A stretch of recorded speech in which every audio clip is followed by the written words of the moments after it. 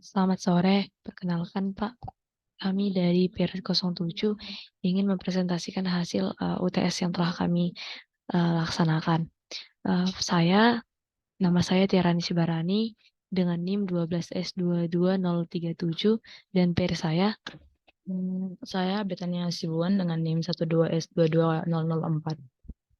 Pada kesempatan kali ini kami akan mempresentasikan hasil kinerja dari hasil UTS yang telah kami lakukan.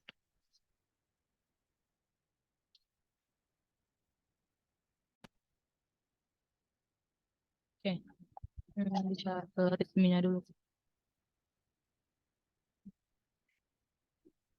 Nah, sebenarnya tugas kali ini adalah berhubungan dengan T04 yang sudah kami kerjakan kemarin. Akan saya bacakan di sini ritmenya. Kita mulai langsung dari yang tak satunya, hide message. Berdasarkan hasil yang sudah diperoleh pada T04 kemarin, kita disuruh untuk mengembangkan suatu langkah untuk menghasilkan sebuah pesan tersembunyi atau hidden message.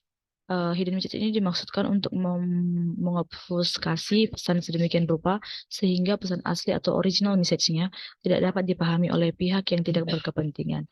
Pesan tersembunyi ini juga dengan menggunakan contoh pada gambar di atas dibentuk dengan menyusun karakter-karakter dan ring mulai dari kiri atas hingga kanan bawah. Alur penyusunan dimulai dari kolom pertama, atas ke bawah, kemudian dilanjutkan ke kolom kedua, atas ke bawah, demikian seterusnya. Dengan metode demikian, maka akan dihasilkan hidden message sebagai berikut. Tunggu bentar. Di sini kan dibilang pada gambar di atas. Bisa kita tunjukkan yang di e-course lah. Boleh.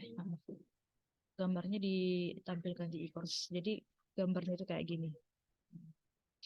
Oke, next.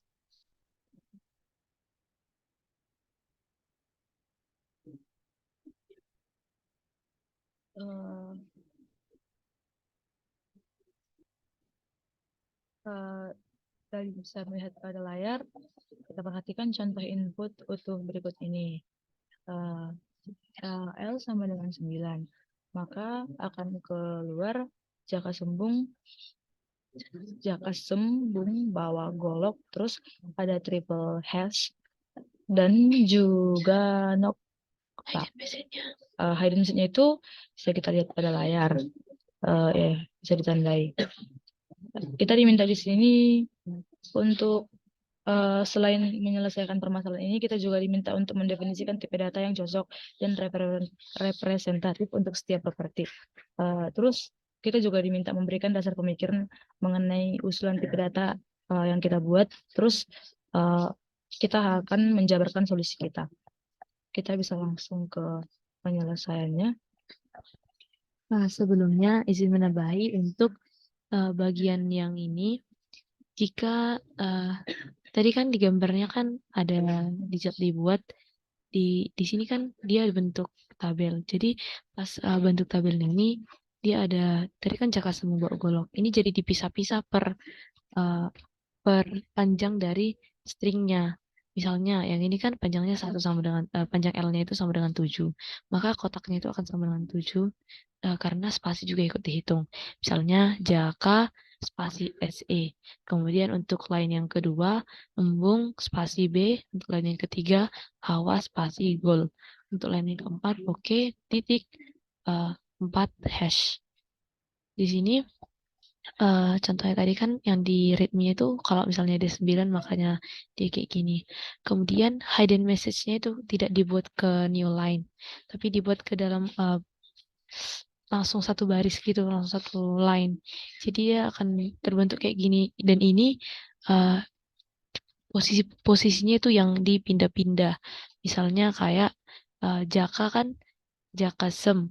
Di sini ungnya ini kan bisa dibuat jadi kayak gini. Kalau misalnya J, jaka. Jadi setelah J itu kan bisa dimasukkan UG. Terus masuk ke A lagi.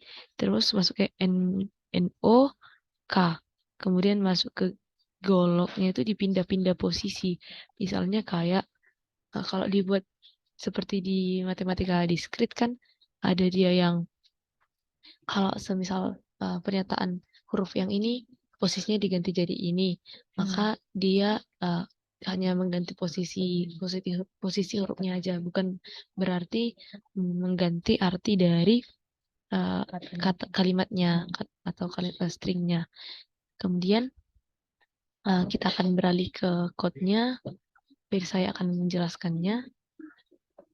Akan tetapi kami tadi kan sudah sebelum mengerjakan ini kami juga mencari-cari sumber-sumber referensi lain.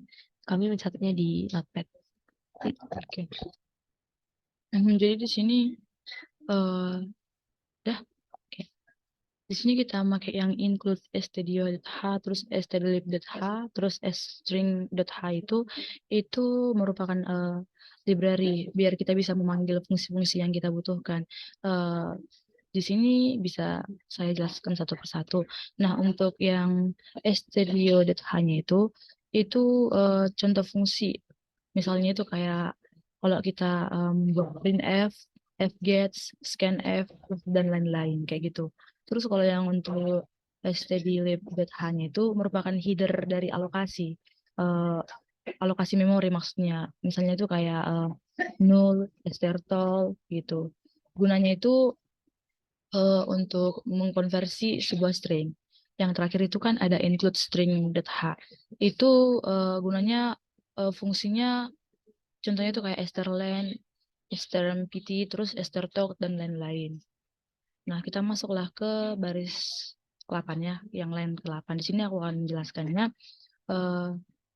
Kode yang ada di situ merupakan sebuah program yang itu gunanya ngecek jumlah argumen yang dimasukkan. Kalau jumlah argumen kurang dari 2, otomatis program akan mencetak pesan kesalahan usage. Tunggu bentar, kayaknya. Maaf sebelumnya. Tadi kan kami di sini membuat satu kondisi, satu kondisi, dan di sini kami buat dia brain usage programnya ini. Akan tapi setelah kami coba lagi, yang ini tidak bisa yang ini bisa saja dimasukkan, tapi untuk program ini dia tidak perlu. Namun saya tadi sudah menjelaskan jika memakai ini, maka seperti yang dijelaskan saya tadi, kalau akan jumlah mengasih argumen. Sekarang kita akan beralih ke code-nya aja. kita lanjut. Sekarang untuk kalau jumlah argumennya cukup, maka program akan mengkonversi argumen pertama menjadi bilangan bulat atau long integer, dan itu menggunakan fungsi strtol dan menetapkan nilainya pada variabel 1. Dengan begitu, program yang tadi itu akan memberikan setidaknya satu argumen pada saat program kita jalankan. Terus kita akan menjadikan sebagai integer untuk dilakukan proses lebih lanjut dalam program. Kemudian selanjutnya ada di line ke-16. Di situ kita ngecek panjang string yang diberikan. Kalau panjang string lebih besar atau sama dengan 99 karakter, maka program akan menghitung panjang masukan dengan mengurangi satu karakter dari panjang string. Kenapa? Oke. Kenapa? Karena ada karakter new line dan karakter lain di akhir si string tadi. Karena dengan begitu, maka si string yang diberikan tidak lebih dari 99 karakter. Juga menghitung panjang masukan dengan memperhitungkan karakter nilai di akhir string. Panjang masukannya yang tadi itu akan bisa digunakan untuk melakukan operasi selanjutnya. Oke, mungkin selanjutnya bisa dijelaskan oleh peer saya. Baik, kita akan beralih ke line yang 22, di mana kami mendeklarasikan n ini sebagai variabel yang menyimpan hasil operasi dari panjang len-nya, yaitu integer len, dibagi dengan panjang string-nya.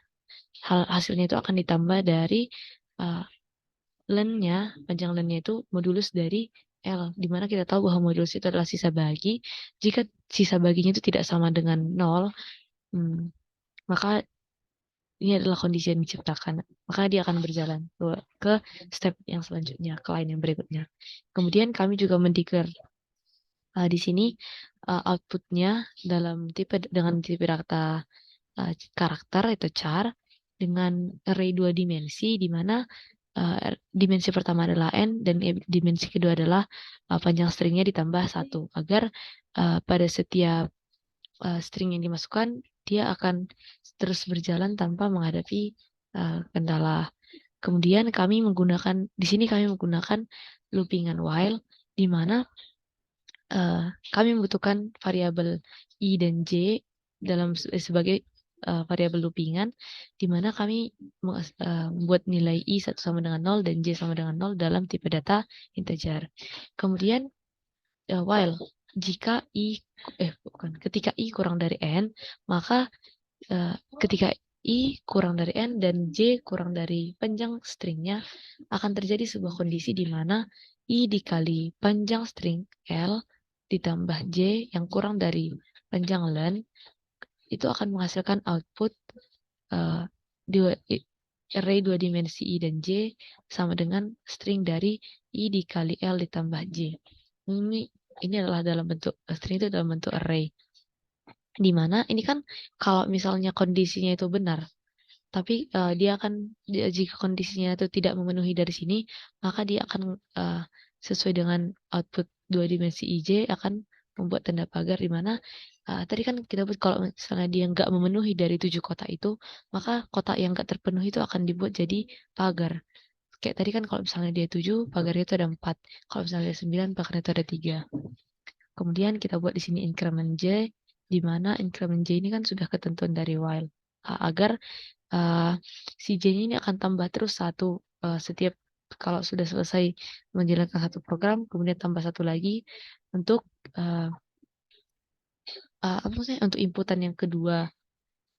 Kemudian output kami buat di sini output array 2 dimensi dari i dan l akan sama dengan 0, di mana ini akan membaca 0 dari setiap line yang kami buat. Kemudian jika kondisi ini terpenuhi, maka dia akan memprintf, di mana %s yaitu string dengan new line outputnya itu sama dengan i. Output dari si array i. Kemudian j sama dengan 0 dan increment i. Kemudian kita akan beralih ke hidden message-nya atau transpose string-nya. Di sini kita akan mengubah string ini menjadi 1 kembali. Tapi kayak itu diacak-acak biar terjadi hidden message. Sebenarnya kalau misalnya di do while kan, ini harus declare dulu tipe data integer j sama dengan 0. Akan tetapi karena di sini tadi sudah kita declare dan ini merupakan variabel di lokal, di global scope, maka ini akan bisa kita pakai pada pada loopingan do while-nya. Kan tapi jika kita membuat while ini sama dengan misalnya jadi kayak while integer i kurang dari n atau while integer j kurang dari l, ini tidak akan bisa kita pakai karena ini masih di dalam local scope. Kemudian kalau misalnya dual itu kan dilaksanakan dulu sekali, jika tidak cocok maka akan berhenti, tapi jika cocok akan dilanjutkan kembali. Kemudian ini tadi kan misalnya i-nya itu sama dengan 0 dan ini cocok, j tadi sama dengan 0, i sama dengan 0, maka akan terus berlanjut loopingannya. Dan jika j-nya itu kurang dari str panjang karakter dari output ci ini, maka dia akan printf %c yaitu karakter dari si output dari 2 dimensi i dan j. Kemudian dia akan ada di sini increment i, while ini untuk kondisi yang pertama, do while yang pertama, jika i kurang dari n. Ini kurang lebih sama seperti yang ini, tapi ini pakai while dan ini pakai do while. Sebenarnya tadi kami menggunakan loopingan for, akan tetapi kami ingin mencoba hal lain, dan kemudian hasilnya adalah kami menggunakan loopingan while. Dimana untuk yang kondisi kedua akan ada increment j dan kemudian untuk while yang j kurang dari l, jika kondisinya itu j kurang dari l, maka akan berlanjut lagi ke loopingan yang pertama, kedua lagi dicek lagi, terus dilanjutkan lagi kalau benar. Kemudian ini akan kita print F new line, dan jika kita membuat ini kemudian kita enter, maka program kita itu akan berhenti berjalan. Kemudian kita akan beralih ke GitHub-nya. Oh, enggak, kita jalankan dulu. Nih.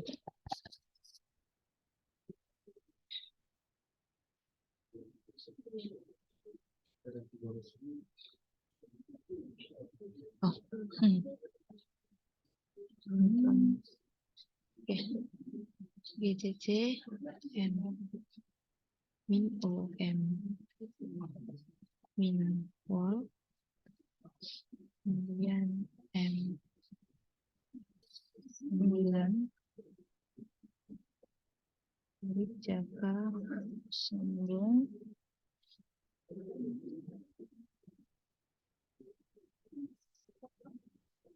nomor macet-macet ini. Golok.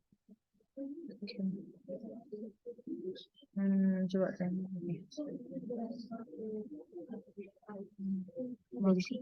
Maka ketika kita jalankan, output yang diminta sudah sesuai dengan yang kita kerjakan. Itu ke yang ini juga. Yang di autograd ini juga sudah pas. Bisa kita coba menjalankannya sekali lagi. 9 kan? 1, 2, 3, 4, 5, 6, 7, 8. 1, 2, 3, 4, 5, 6, 7, 8, 9.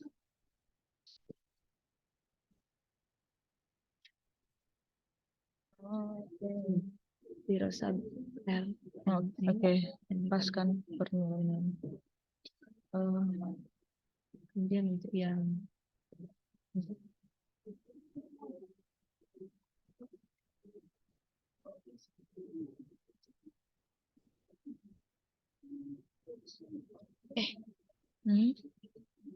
sorry. Kita buat panjang dari apa nih? 9 dan 7 kayak gitu.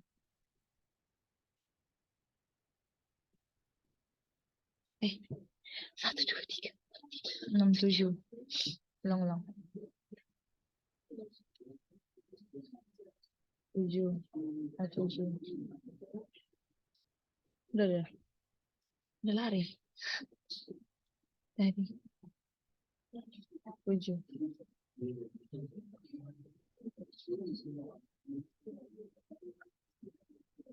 Jadi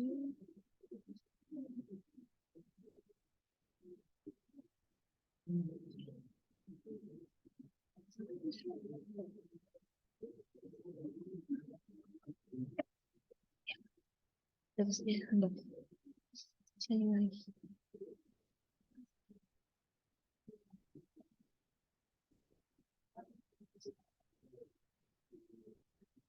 Ini 1, 2, 3, 4, 5, 6, 7, 8, 9, 10, 11, 12. Udah. Langsung coba submit itu aja kali. Sudah kok save yang tadi? Oh, untuk change slotnya jangan lupa. Ubah info pada komen tadi. Save. Udah langsung auto save. Oke. Kemudian Kita coba submit.